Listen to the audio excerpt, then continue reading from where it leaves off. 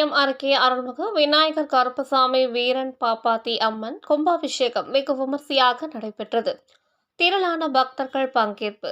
அரியலூர் மாவட்டம் உடையார்பாளையம் அருகே வெண்மான் கொண்டான் கிராமத்தில் அமைந்துள்ள பிரசித்தி பெற்ற அருள்மிகு விநாயகர், அருள்மிகு கருப்பசாமி, அருள்மிகு வீரன், அருள்மிகு பாப்பாத்தி அம்மன் திருக்கோவில் புனரமைக்கப்பட்டு கும்பாபிஷேகத்தின் தொடக்கமாக சிவச்சாரியார்கள் மந்திரங்கள் ஓதி கணபதி ஓமத்துடன் யாகசால பூஜை நடைபெற்றது.